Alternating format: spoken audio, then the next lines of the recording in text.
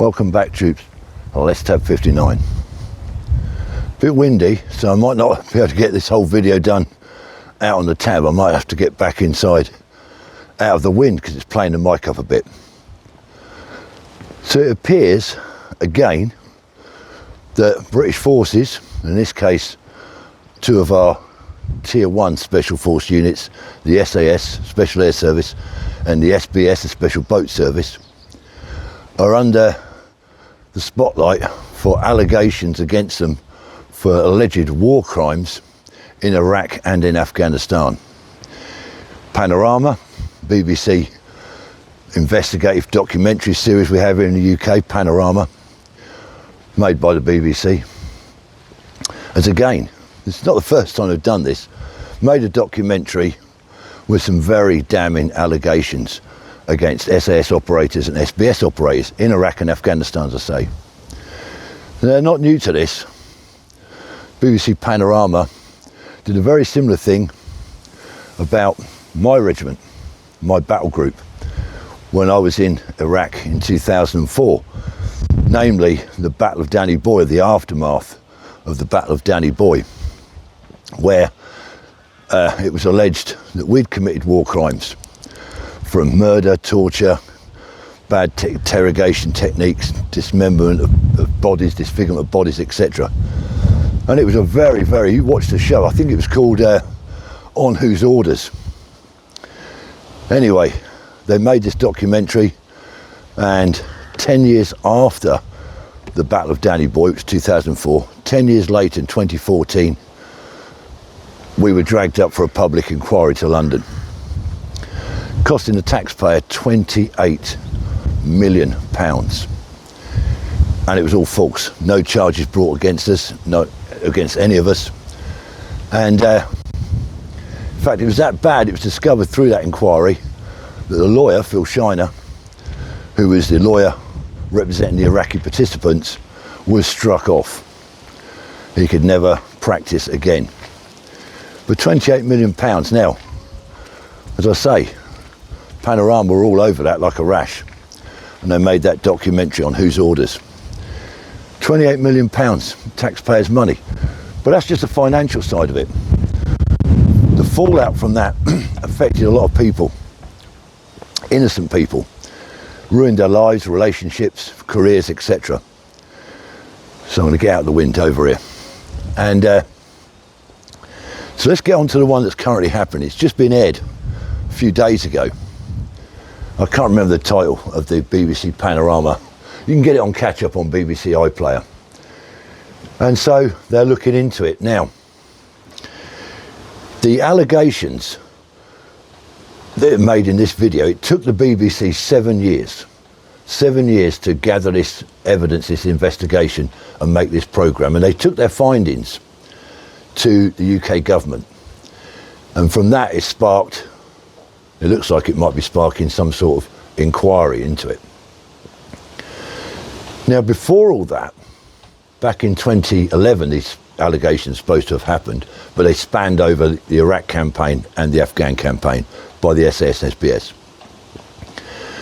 They had their own, the military had its own inquiry into it. There was 600 allegations of crimes that had supposedly been committed. And 600 allegations. The RMP mounted an operation called Operation Northmoor. They were based in an RAF base down in the southwest of UK, I think it was Devon, somewhere like that.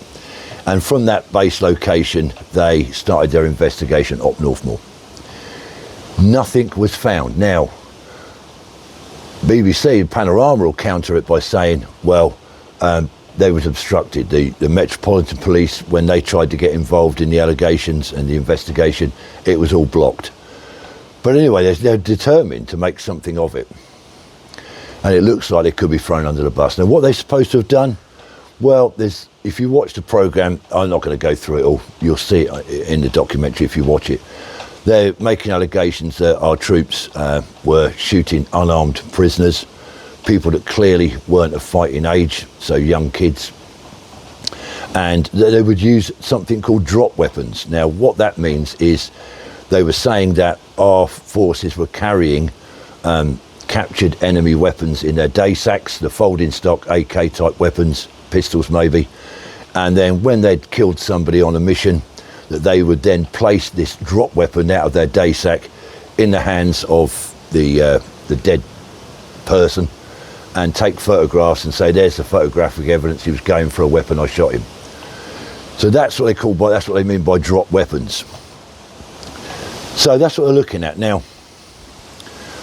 Honestly, the only people that know what happened out there are the people that were there. So the witnesses that have come forward and given evidence to the BBC Panorama show, there was 30 of them. Most of them were special forces themselves or ex-special forces. There was a couple of military intelligence people as well. All done by actors, voices disguised. You don't get no names, no pack drill of these 30 people that have come forward and assisted in giving evidence, if you like, to the BBC Panorama show. 30 of them. None of that 30 are willing to go public in a public inquiry and give their evidence. None of them. Because they say they're afraid of reprisals against them for giving evidence. So that's the easy way out, isn't it? Give your evidence anonymously like that, but you're not willing to take it any further. If you can't go open with it, then don't say it at all. In my mind, that's why I think it's terrible. Anyway, none of us know whether they're guilty or not. I'm not saying that these guys did or didn't do it, but I just think the way it's been handled is wrong. Now, of course, the special forces have been under scrutiny many times. In fact, if you think back to the incident with the SAS out in Gibraltar when they ambushed some IRA terrorists that were out there in Gibraltar at the time and shot them. They were unarmed and they were mounting an operation or about to mount an operation, and the SAS dealt with it. And of course they got a lot of scrutiny for that. The same thing in Northern Ireland, you know, not just with the SAS, the Parachute Regiment, Bloody Sunday, they've been investigated, and beyond that. You know, even now there's still calls for dragging veterans, Northern Ireland veterans out. They're in the 70s. I mean, I'm a Northern Ireland veteran. I'm 66, coming up 66. But some of these other Northern Ireland veterans they're dragging are now in their 70s. So there's all that going on as well. But there's lots of other instances, not just with special forces. But while we're on the subject of special forces, Ben Robert Smith, I think I've got his name right. Let me check. I don't like getting people's names wrong. Let me just bear with me for 1 second. I've got my little bit of paper just to have a quick look. Yeah, Corporal Ben Robert Smith, VC, amongst a couple of other awards. Victoria Cross winner, Australian Special Air Service. National hero, giant of a man, 6'7". Now, he's, some years ago, was not long ago actually, was dragged through the mud by a media company with allegations that he'd unlawfully killed people out in Afghanistan. And people came forward, this media company did a show about it, he took them to court for defamation of character and he lost. But nothing's been brought against him, he's not been stripped of his VC, there's been no criminality allegations made against him with the courts of law. So again, another one. Now, what about the Royal Marine? There was a sergeant in the Royal Marines not long ago that actually got life imprisonment initially for shooting a wounded Taliban fighter in Afghanistan. Now, there was helmet cam footage or helmet cam audio of the actual shooting, and it's quite clear and obvious that he did shoot the Taliban fighter that was on the battlefield that was wounded. He shot him dead, and he got done for murder and he went down for life imprisonment. However, on appeal it got reduced to manslaughter, diminished responsibility, and his sentence was reduced. I think he'd done a total of 7 years, and he was released in 2017, and he's had to rebuild his life. Now, in that particular case, he definitely did it because it's documented. You know, he shot the prisoner with a pistol, so it's absolutely 100% he did it. But it was manslaughter. It was found it was manslaughter with diminished responsibility. He wasn't quite right, and multiple tours. There's lots of other extenuating circumstances behind it. But here's another one for you. Let's go to the Falklands War in 1982, when Great Britain went to war with Argentina over the Falkland Islands. 1982. 3 para. Now, 3 para were involved in one of the fiercest battles, Mount Longdon. I think it's 11, 12-hour battle. Horrendous. Young soldiers, highly trained, highly fit soldiers, going through that battle, attacking a dug-in defensive position on high ground, and they'd got hardly any cover doing it. These young soldiers going forward into battle. 12-hour battle, it's been under artillery fire, mortar fire, sniper fire, fixed machine gun positions. They took a lot of casualties, almost 50 of them died, many others were wounded. Horrendous battle. I think a lot of you will know the Battle of Mount Longdon. Now, a Lance Corporal there called Vincent Bramley, Lance Corporal Vincent Bramley, brave young man, machine gun platoon. He wrote a book called Excursion to Hell, and a cracking book. If you've not read it, I recommend it highly. Lance Corporal Vincent Bramley, the book's called Excursion to Hell. Now, when he wrote that book, he makes mention in the book of Argentine prisoners being shot and pushed over a cliff into a mass grave. He also mentions that they came across 3 American mercenaries fighting for the Argentinians, and that they were executed, and their ears were taken from the bodies. That book, once it was published, then sparked outcry, and it was investigated by the police. In fact, the Metropolitan Detectives went out to the Falklands Islands and excavated the ground trying to find these bodies. But there's no actual proof. Nothing ever came of it, and nobody was charged after the investigation. And interestingly, in Vincent Bramley's book, it's a fantastic quote, and it says, "The rights and wrongs of war cannot be argued from the armchair. Decisions are made on the spot, and questions are asked later." Now let's just put that into a bit of context. We all know, or most of us will know, the rules of war. But in the heat of battle, now I'll give you a little example. Let me just give you an example. If your unit is moving across bare-arsed open ground, you've been under artillery fire, you've been under mortar fire, fixed machine guns are pouring fire down onto you, you've got very little cover, there's a lot of confusion, there's rounds going off, and you're closing with the enemy. If you get on top of that position, you're young, you're fit, you're scared, you're fired up, you've been fighting for hours, you're crapping your pants, and you're on top of that enemy position, and you come round the corner of a craggy rock and there's an Argy there with his hands up, instant reaction, you're going to shoot him. It's that quick. It's dark, it's confusion of battle, everything going on, adrenaline rushing through your brain, through your body, and there's an Argy comes round the corner, bang, you're going to shoot. It's that instant. You're making that spot decision there. You've got snapped, you've got seconds between dying. Remember, you've been seeing your mates dropping all around you, dead and wounded. It's violent, horrific, horrible gutter fighting. And there's that Argy in front, just comes around the corner, instantly shoot. Now, he's got his hands up. Now, is that a war crime? How can you... In that moment, you've got a split second to make a decision. Now, reverse that slightly, and let's say you're in a defensive position, a fixed defensive position, and an enemy's coming towards you, and they've clearly got their hands up on a white flag. A lot of this happened in the Gulf, in the first Gulf War.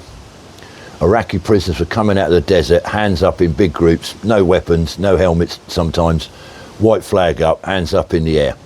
There's no way you'd mow them down. Of course you wouldn't. They're clearly surrendering. They're walking across the desert in the open, you can see them. You're in a safe fixed position, you're in cover. Of course you're not going to mow them down.